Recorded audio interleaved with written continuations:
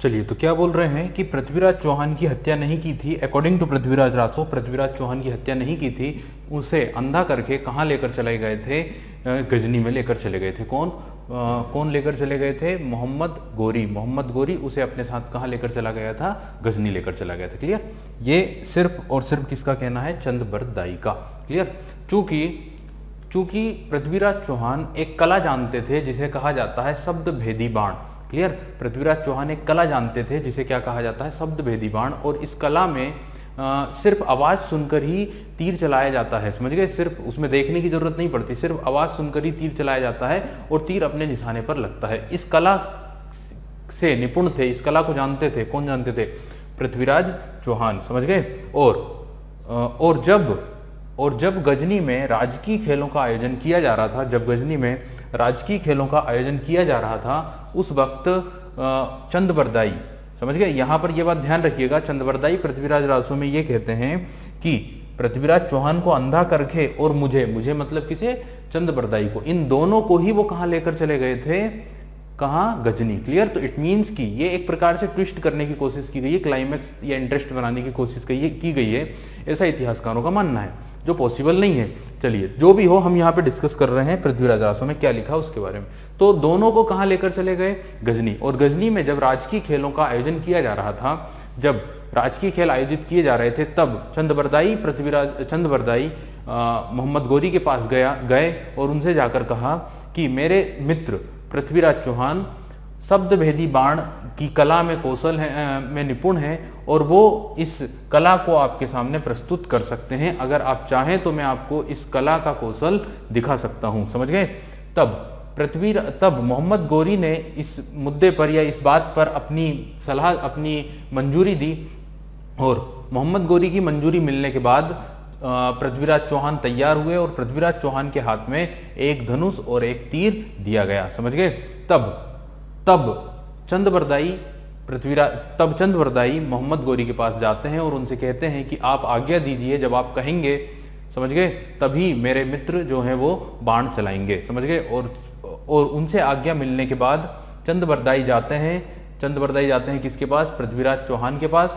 और जाकर उनके पास जाकर ये बात कहते हैं कि 4 बांस 24 गज अंगुल अष्ट प्रमाण, 4 बांस 24 गज अंगुल अष्ट प्रमाण, ता ऊपर सुल्तान है मत चूको चौहान। कहने का मतलब ये है, इस बात का मतलब ये है, 4 बांस 24 गज अंगुल अष्ट प्रमाण, ता ऊपर सुल्तान है मत चूको चौहान। यहां पर यह कहा जा रहा है कि हे पृथ्वीराज चौहान, तुम्हारे और सुल्तान के बीच में 24 गज का फासला है।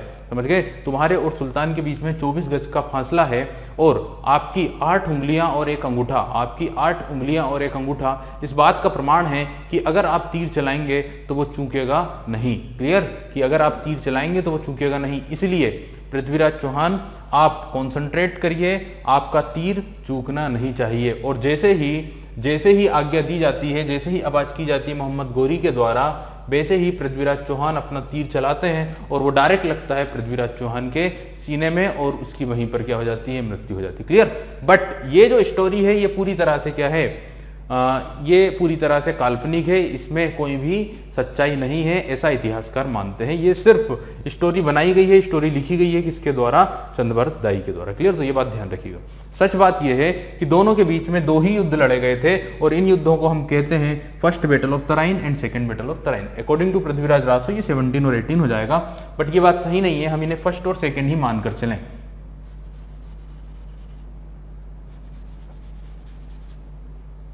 फर्स्ट जो युद्ध हुआ दोनों के बीच में वो हुआ 1192 में और जो सेकंड युद्ध हुआ वो हुआ 1192 में। 1191 में फर्स्ट, 1192 में सेकंड। क्लियर होगी बात इतनी? ये बात समझ गए होंगे। चलिए आगे चलते हैं। अब यहाँ पर क्या हुआ कि 1192 में पृथ्वीराज चौहान को मार दिया गया है किसके द्वारा?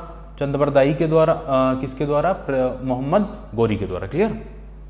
यहाँ पे तो जैसे ही पृथ्वीराज चौहान की मृत्यु हुई, भारत में मुस्लिम साम्राज्य की स्थापना कर दी। किसने? मोहम्मद गोरी ने। मोहम्मद गोरी ने भारत में मुस्लिम जो एम्पायर था समझिए, अभी साम्राज्य हम नहीं बोलेंगे, साम्राज्य स्टेब्लिश बाद में होगा, लेकिन मुस्लिम रूल जो है वो शुरू हो गया है, मुस्लिम शासन यहाँ पर क्या हो गया है, शुरू हो गया है। और हिंदू रूल या हिंदू शासन यहाँ से खत्म हो गया है। पृथ्वीराज चौहान की मृत्यु के बाद से ही भारत में हिंदू रूल समाप्त हो गया और मुस्लिम शासन क्या हो गया, शुरू हो गया, पृथ्वीराज चौहान की मृत्यु के बाद ही। क्लियर। अब देखिए वहीं पर अगर हम दूसरी तरफ या दूसरे मुद्दे पर बात करें कि जिस समय मोहम्मद गोरी भारत में मुस्लिम शासन शुरू कर रहा था, उसी वक्त उसी की सेना में एक महान व्यक्ति, एक महान सूफी संत भी भारत आए थे। क्लियर। तो यहाँ पे हम हल्का सा डिस्कशन कर लेते हैं।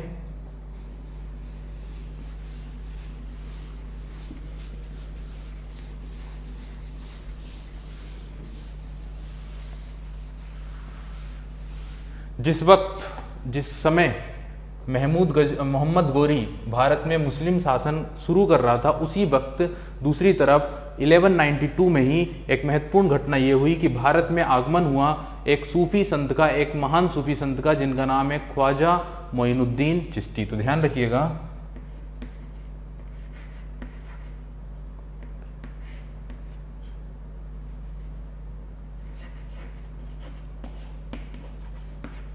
ख्वाजा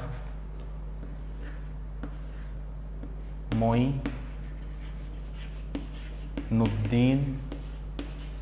चिश्ती।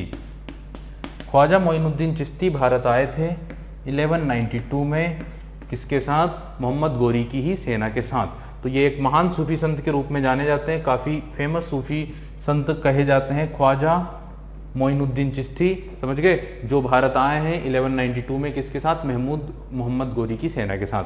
और इन्होंने भारत में आकर ही सूफी इज़म या सूफी परंपरा को क्या किया है, स्थापित किया है। या हम बोल सकते हैं कि भारत में सूफी परंपरा शुरू करने वाले जो व्यक्ति हैं वो कौन थे, ख्वाजा मोइनुद्दीन चिश्ती, यानी सूफी संत ख्वाजा मोइनुद्दीन चिश्ती भारत में सूफी परंपरा को स्टार्ट करने वाले व्यक्ति के रूप में जाने जाते हैं। क्लियर। इन्होंने अपना जो कॉटेज बनाया, अपनी जो कुटिया बनाई, वो कहाँ बनाई, अजमेर में।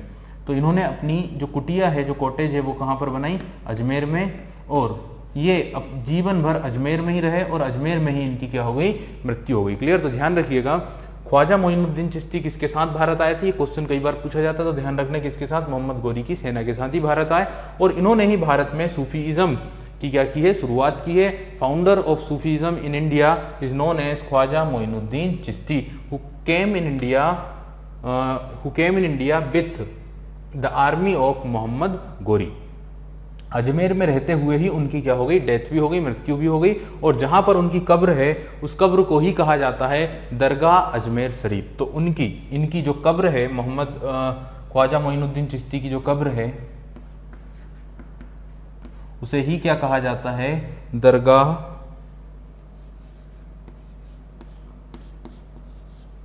अजमेर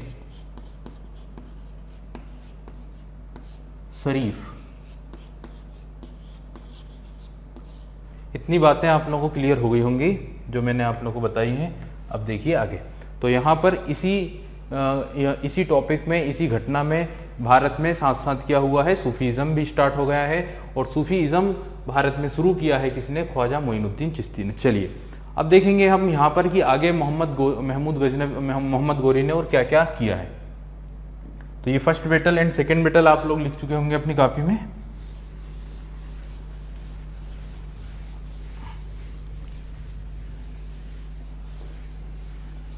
सूफीज़म के फाउंडर भारत में कौन कहे जाते हैं, ख्वाजा मोइनुद्दीन चिश्ती। अब देखिए 1192 में पृथ्वीराज चौहान को पराजित करने के बाद, उसकी हत्या कर देने के बाद अगले ही ईयर मोहम्मद गोरी ने क्या किया, दिल्ली में अपनी कैपिटल इस्टेब्लिश की। तो ध्यान रखिएगा, इन 1193 he made Delhi his capital.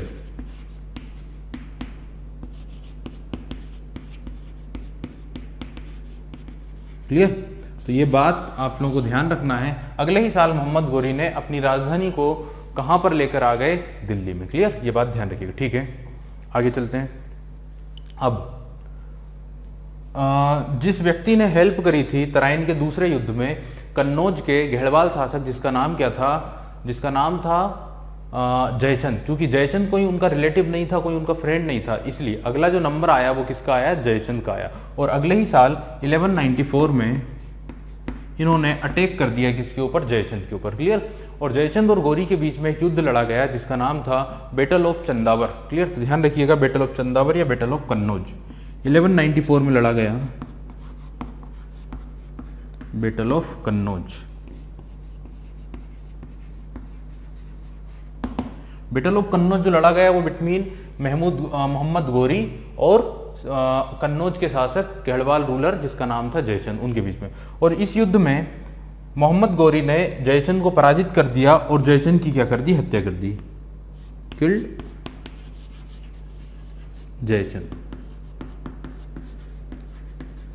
तो इस युद्ध में जयचंद की क्या हो गई, हत्या हो गई या जयचंद की मृत्यु हुई। और जयचंद की ही मूर्खता के कारण भारत में मुस्लिम एम्पायर या मुस्लिम रूल क्या हुआ है, शुरू हुआ है। जयचंद ही वो देशद्रोही व्यक्ति कहा जा सकता है जिसने की हेल्प करी थी किसकी, मोहम्मद गौरी की। क्लियर, इतिहासकारों के अनुसार। चलिए अब यहाँ पे हम बात कर लेते हैं अगले मुद्दे पर। देखिए, जब ये युद्ध लड़ा जा रहा था ना, जिसका नाम क्या है, बैटल ऑफ कन्नौज, इस युद्ध में सबसे इंपॉर्टेंट रोल जिसने निभाया था वो था मोहम्मद गौरी का ही एक गुलाम, या हम कहें मोहम्मद गौरी का ही दामाद। तो मोहम्मद गौरी का एक गुलाम या उसका एक दामाद था जिसने इस युद्ध में एक इंपॉर्टेंट रोल निभाया था जिसका नाम था कुतुबुद्दीन ऐबक। क्लियर, जिसका नाम क्या था, कुतुबुद्दीन ऐबक। अब देखिए, कुतुबुद्दीन ऐबक की बात की जाए, इस युद्ध के बाद वो इतना खुश हुआ कुतुबुद्दीन ऐबक से कि उसे अपना क्या बना दिया, सेनापति बना दिया। क्लियर, ध्यान रखिएगा। ऐसे जब मोहम्मद गौरी भारत आया तो अपने साथ वो अपने सैकड़ों गुलामों को साथ में लेकर आए, उसके साथ कई सारे गुलाम भारत आए, समझ गए। इन गुलामों की अगर बात की जाए तो इन गुलामों में सबसे मुख्य जो गुलाम थे वो 4 गुलाम हुआ करते। सबसे फेमस जो गुलाम थे उसके कितने थे, 4।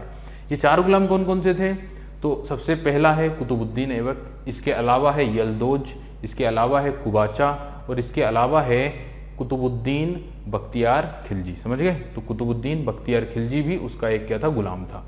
अभी तक जो उसका सेनापति था वो था कुतुबुद्दीन बख्तियार खिलजी। क्लियर। लेकिन after the battle of Kannauj इन्होंने क्या किया, अपना सेनापति अपॉइंट कर दिया, किसे, कुतुबुद्दीन ऐबक को। समझ गए। तो ध्यान रखिएगा, जो कुतुबुद्दीन ऐबक था, जो इनका सबसे प्रिय स्लेव या गुलाम हुआ करता था, उसे इन्होंने अपना सेनापति अपॉइंट कर दिया था 1194 में, यानी कि 1192 में ही। चलिए यहां पर हम बात कर लेते हैं इनके गुलामों के बारे में, समझ गए। चलिएगा,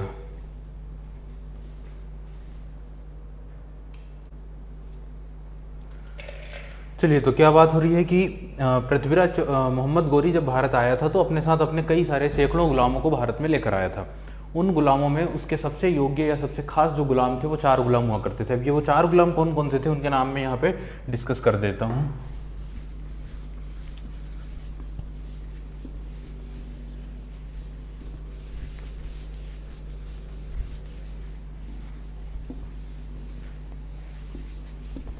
देखिए, मोहम्मद गौरी के सबसे करीबी सबसे खास 4 गुलाम जिनका नाम था, जिनमें सबसे ही खास जो गुलाम था वो उसका गुलाम और उसका दामाद भी हुआ करता था जिसका नाम था कुतुबुद्दीन ऐबक।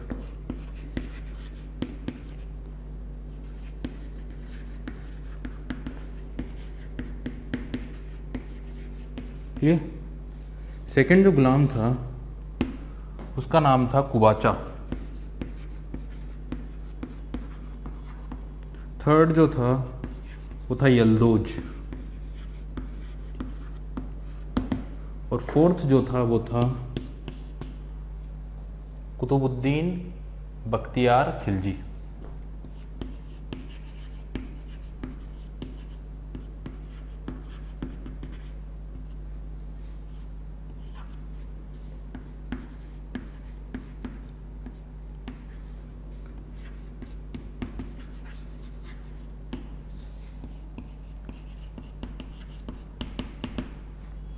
यहाँ पे पूछा जाने वाला सबसे ज़्यादा पूछे जाने वाला जो क्वेश्चन है वो पूछा जाता है किसके ऊपर, कुतुबुद्दीन बख्तियार खिलजी के ऊपर। क्लियर, या मोहम्मद बिन बख्तियार खिलजी है ना, कुतुबुद्दीन बख्तियार खिलजी की जगह पर जो नाम होगा वो क्या होगा, मोहम्मद बिन बख्तियार खिलजी।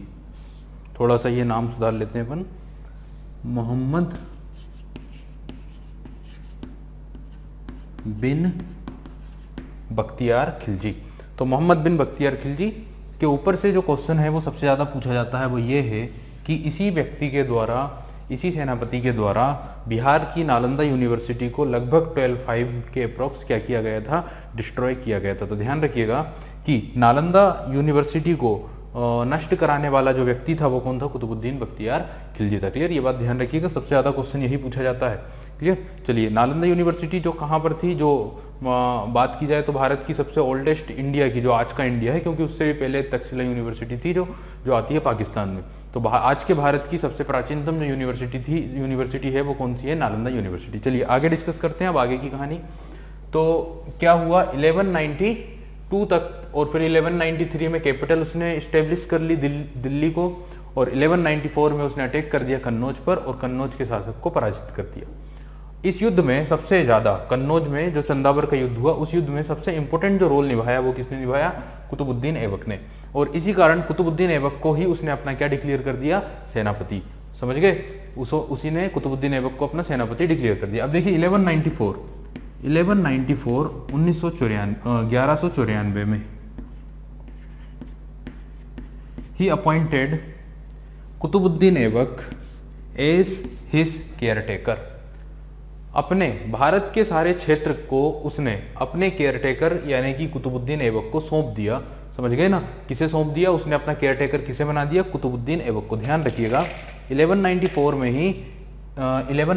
में ही मोहम्मद गौरी ने अपना केयरटेकर बना दिया था, किसे, ऐबक को। ऐबक को बना दिया गया केयरटेकर। इट मींस अब ऐबक ही भारत के सारे एम्पायर को क्या करेगा, कंट्रोल करेगा। क्लियर। और अगर बात की जाए मोहम्मद गौरी की, तो मोहम्मद गौरी वापस लौट गया कहां पर, जहां से वो आया था, इट मींस गजनी। लौटते हुए उसने कुतुबुद्दीन ऐबक से कहा कि हम हिंदुस्तान में आए थे, हमने हिंदुस्तान पे अटैक किया था, किस कारण से, मुस्लिम धर्म का प्रचार प्रसार करने के लिए। समझ गए, हमने हिंदुस्तान में रूल तो शुरू कर दिया है, शासन तो शुरू कर दिया है, लेकिन अब हमारा जो टास्क है, हमारा जो टारगेट है, जो कार्य है, वो है मुस्लिम रिलीजन को क्या करना, एक्सपांड करना, मुस्लिम रिलीजन को क्या करना, प्रचारित करना। समझ गए, ये कहकर, ये बातें बोलकर मोहम्मद गौरी अपने देश वापस लौट गया। ये जिम्मेदारी सौंपकर, ये जिम्मेदारी उसने किसे सौंप दी थी, कुतुबुद्दीन ऐबक को। और कुतुबुद्दीन ऐबक को ये जिम्मेदारी सौंपकर वो अपने देश गजनी, जहां से वो आया था, वो वापस लौट गए। क्लियर। अब ये ड्यूटी किसकी हो गई है, 1194 में ये ड्यूटी हो गई है कुतुबुद्दीन ऐबक की। कुतुबुद्दीन ऐबक ने 1194 में ही दिल्ली में मुस्लिम धर्म के लिए, उसको बढ़ावा देने के लिए दो मस्जिदों का निर्माण शुरू करवाया, या 2 मस्जिदें बनवाई, जिनका नाम था, दिल्ली में उसने एक मस्जिद बनवाई जो भारत की पहली मस्जिद के रूप में जानी जाती है, जिसका नाम है कुबत उल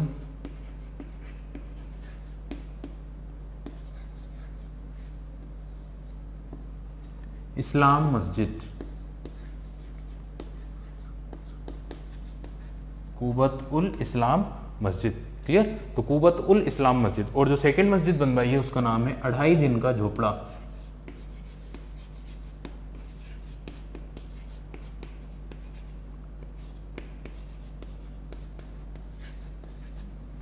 कुबत उल इस्लाम मस्जिद जो भारत की पहली मस्जिद है, ये है कहां पर, दिल्ली में।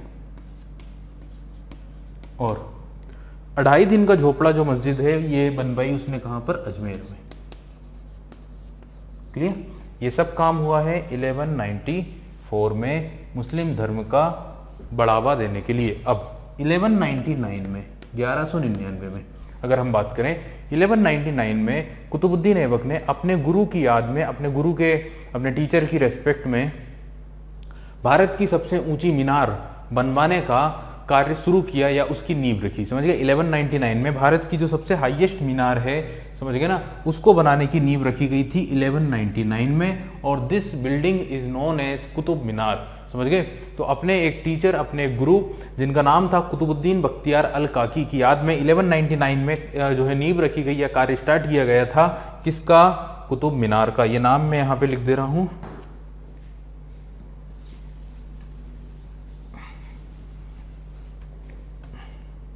In 1199 he started the construction of Qutub Minar.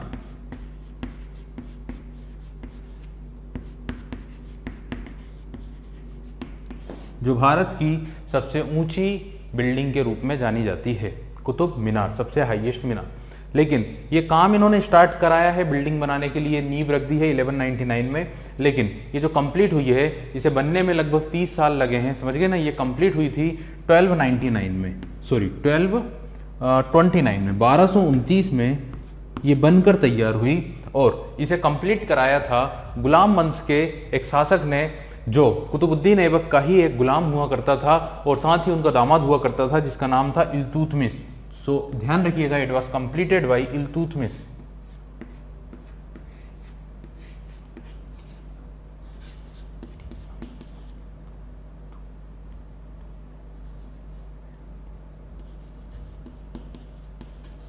Iltutmish के द्वारा इस मीनार का काम कंप्लीट कराया गया 1229, इट मींस आफ्टर 30 ईयर, 30 साल के बाद। और इस मीनार की जो हाइट है वो है 73 मीटर। क्लियर? 73 मीटर की ये मीनार जो भारत की हाईएस्ट बिल्डिंग के रूप में कंसीडर की जाती है, किसकी मेमोरी में, किसकी रेस्पेक्ट में बनवाई गई थी? कुतुबुद्दीन बख्तियार अल काकी। Qutubuddin Bakhtiyar al Kaki, he was teacher of Qutubuddin Aibak. समझ गए? तो इतनी स्टोरी आप लोगों को समझ में आई होगी, इतनी कहानी आप लोगों को समझ में आ गई होगी। देखिए, कुतुब मीनार को बनवाने का जो कारण था वो एक धार्मिक कारण था, ये बात ध्यान रखिएगा, क्योंकि कुतुब मीनार के ऊपर चढ़कर अजान पढ़ी जाती थी, समझ गए। तो इसको बनवाने का जो रीजन था, जो कारण था, वो एक धार्मिक कारण था, क्योंकि इसके ऊपर, इसकी बिल्डिंग के ऊपर चढ़कर क्या किया जाता था? अजान पढ़ी जाती थी, समझ गए। चलिए आगे बढ़ते हैं, अब हम मोहम्मद गोरी की बात करते हैं।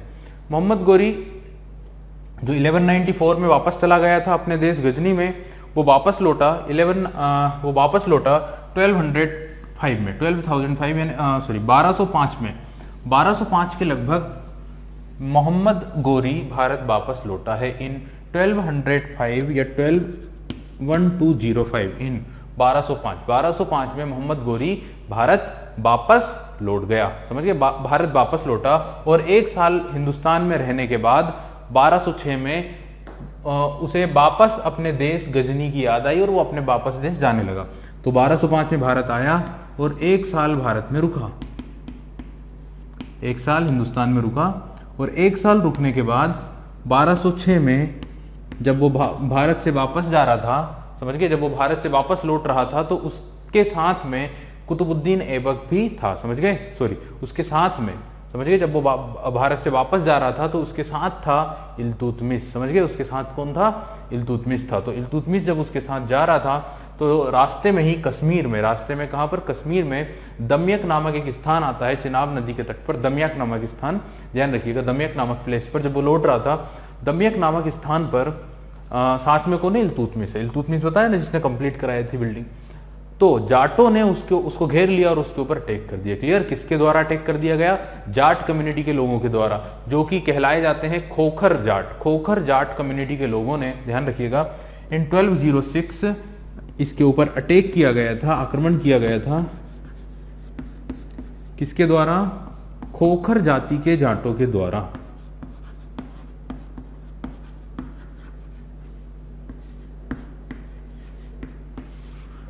अटैक बाई खोखर जाट 1206, समझ गए। अब इन अटैक से, इस आक्रमण से जो है वो गंभीर रूप से घायल हो गया और लेकिन उसकी डेथ नहीं हुई, उसकी जान बचाकर लेकर चला गया इल्तुतमिश। इल्तुतमिश उसकी जान बचाकर लेकर गया कहां पर? गजनी में। और गजनी में ही 1206 में उसकी क्या हो गई? मृत्यु हो गई। क्लियर? कौन बचाकर ले गया? इल्तुतमिश, जो उसके साथ में था, जो उसके साथ जा रहा था, लेकिन कश्मीर में दम्यक नामक प्लेस पर, दम्यक नामक स्थान पर अटैक किया गया। देखिए, कई इतिहासकारों का मानना है कि यहीं पर उसकी डेथ हो गई थी, समझ गए, लेकिन कई इतिहासकारों का यह भी मानना है कि इल्तुतमिश उसे बचाकर कहां ले गया था? गजनी। ध्यान रखिएगा, प्लेस का नाम इसलिए ध्यान रखना है,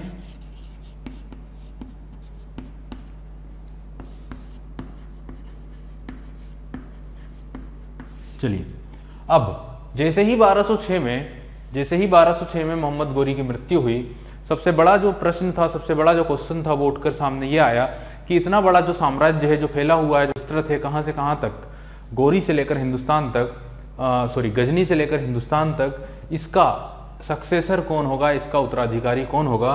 तो अगला जो क्वेश्चन था, अगला जो प्रश्न था, वो सभी लोगों के सामने ये आ गया। क्लियर? और जब ये डिस्प्यूट क्रिएट हुआ, जब ये विवाद क्रिएट हुआ कि अब सक्सेसर्स कौन होंगे, तो इजीली शांति से इस बात का जो है निवारण कर दिया गया। और 3 गुलामों के बीच में, जो उसके 3, वैसे तो उसके 4 सबसे प्रिय गुलाम थे, लेकिन ये जो एम्पायर था ये 3 गुलामों में क्या किया गया, सभी के बीच में बांट दिया गया। क्लियर। अब मैं आप लोगों को बता देता हूं कि 3 गुलाम जिन्होंने इसके एम्पायर को आपस में बांट लिया था वो कौन कौन से थे। तो 4 गुलामों के नाम तो पता है आप लोगों को। सबसे प्रिय जो गुलाम था वो कौन था, कुतुबुद्दीन ऐबक। तो कुतुबुद्दीन ऐबक को लाहौर की जो जनता है, लाहौर की जो पब्लिक थी, उनके खास बोलने पर, उनके खास मांग पर लाहौर का जो शासक है वो नियुक्त कर दिया गया है किसे, कुतुबुद्दीन ऐबक को। तो कुतुबुद्दीन ऐबक ने कौन सा साम्राज्य, कौन सा रीजन पर रूल करना शुरू किया, लाहौर पर और दिल्ली पर। क्लियर। और तो यहां पे पहले नंबर पे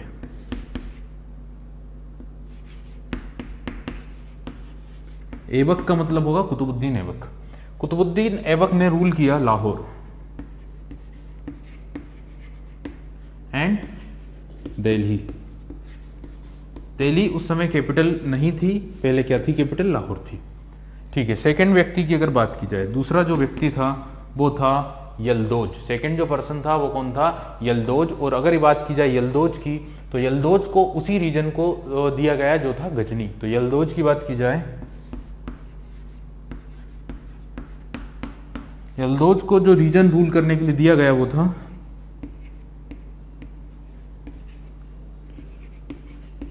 गजनी। क्लियर।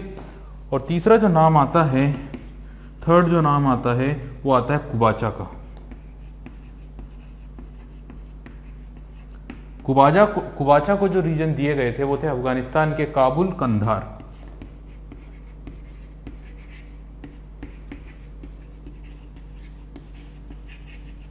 कहां पर है, काबुल और कंधार, अफगानिस्तान में। इस तरह से ये रीजन क्या कर दिए गए थे, 3 गुलामों में डिस्ट्रीब्यूट कर दिए गए थे। समझ गए।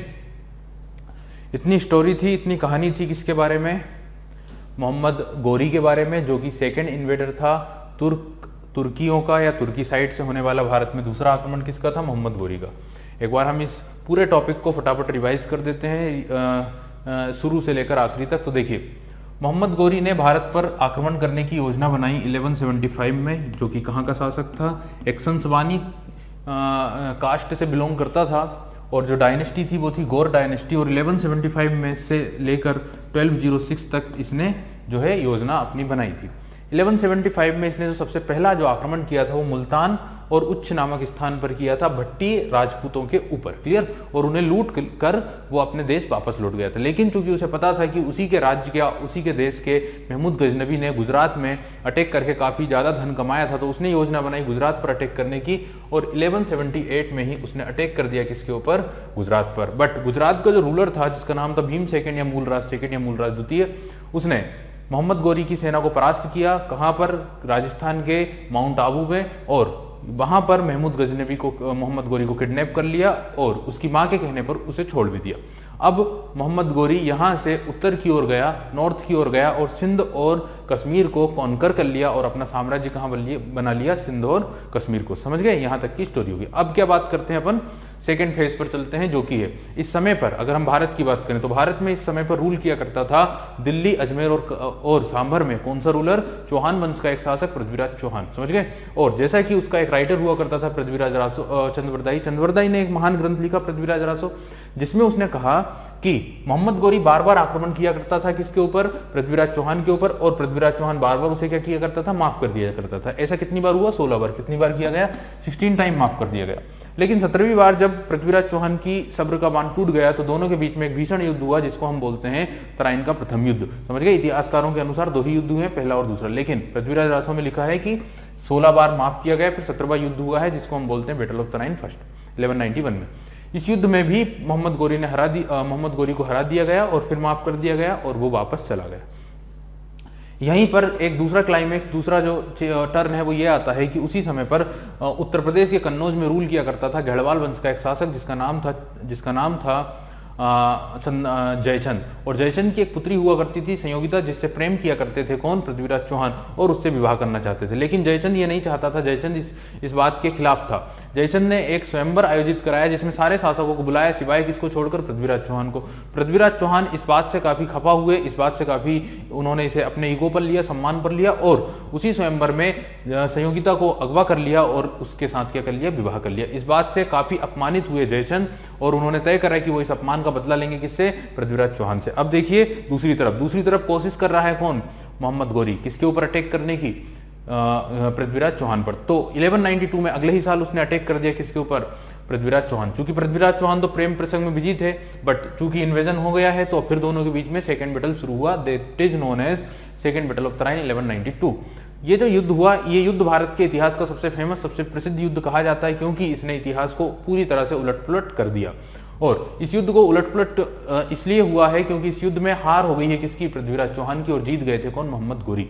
अब क्या हुआ कि इस युद्ध में हार का जो कारण था वो था जयचंद, जिसने हेल्प कर दी थी किसकी, मोहम्मद गौरी की। अब देखिए क्या हुआ, जैसे ही मौका मिला मोहम्मद गौरी को, उसने हत्या कर दी किसकी, पृथ्वीराज चौहान की। क्लियर।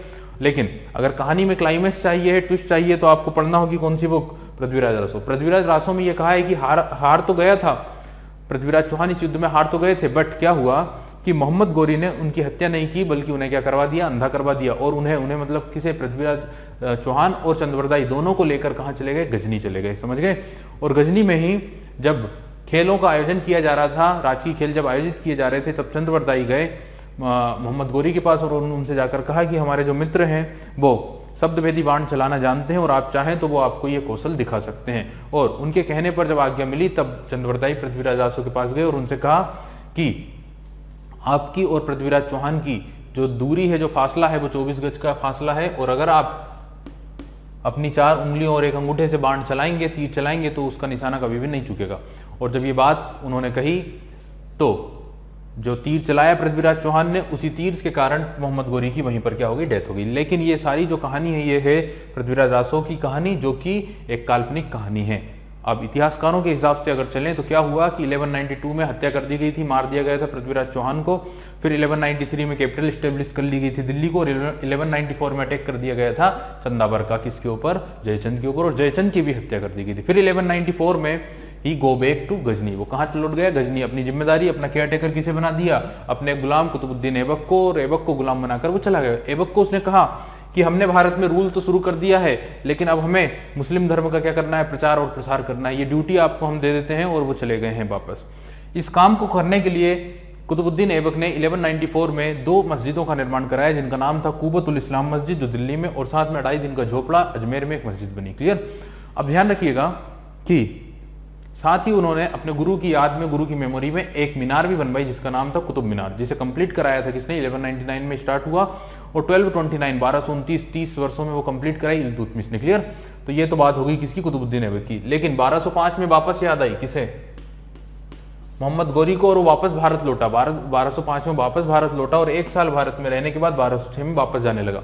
जब वो वापस भारत से जा रहा था तो उसके साथ में था इल्तुतमिश। इल्तुतमिश जब उनके साथ जा रहे थे, तब कश्मीर में दमियक नामक स्थान पर चिनाब नदी के तट पर उनके ऊपर अटैक कर दिया किसने, जाटों ने। जाटों की किस जाति ने, खोखर जाटों की जाति ने अटैक कर दिया, और इसी अटैक के कारण उन्हें काफी चोट लग गई, और उनकी जान बचाकर इल्तुतमिश लेकर गए गजनी, जहां पर उनकी मृत्यु हो गई 1206 में। उनकी मतलब किसकी, मोहम्मद गौरी की डेथ हो गई है कहां पर, 1206 में, कहां पर, गजनी में। क्लियर।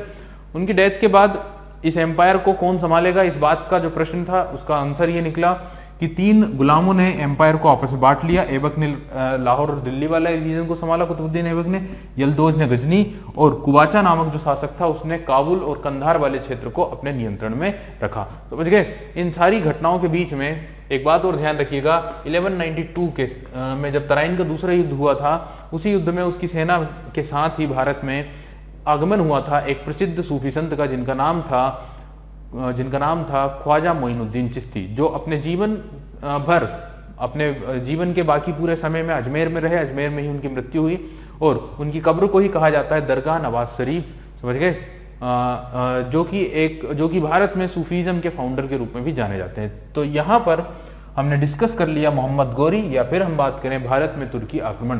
और तुर्की आक्रमण खत्म होने के बाद उन्हीं के गुलाम कुतुबुद्दीन ऐबक ने भारत में पहले मुस्लिम वंश की स्थापना कर दी 1206 में, जिसे हम डिस्कस करेंगे गुलाम वंश के रूप में। और फिर ये जो वंश होगा या ये जो मुस्लिम वंश होंगे ये भारत में शासन करेंगे 300 वर्षों के लगभग, 1206 से लेकर 1526 तक। इट मींस कि अप्रोक्सीमेटली बात की जाए तो 320 के अप्रोक्स कुछ ईयर्स हैं, 324 या 25 ईयर्स तक रूल चलेगा मुस्लिम डायनेस्टीज का, जिसे हम बोलेंगे दिल्ली सल्तनत के रूप में, जिसमें 5 वंश शासन करेंगे, गुलाम वंश, खिलजी वंश, तुगलक वंश, सैयद वंश और अंत में लोधी वंश। और फिर भी मुस्लिम रूल शुरू हो जाएगा, क्योंकि लगभग 800 या 1000 ईयर तक मुस्लिम्स का शासन भारत में होगा। फिर जो शुरू हो जाएंगे वो शुरू हो जाएंगे मुगल डायनेस्टी या मुगल वंश। क्लियर, मुगल रूल शुरू हो जाएगा।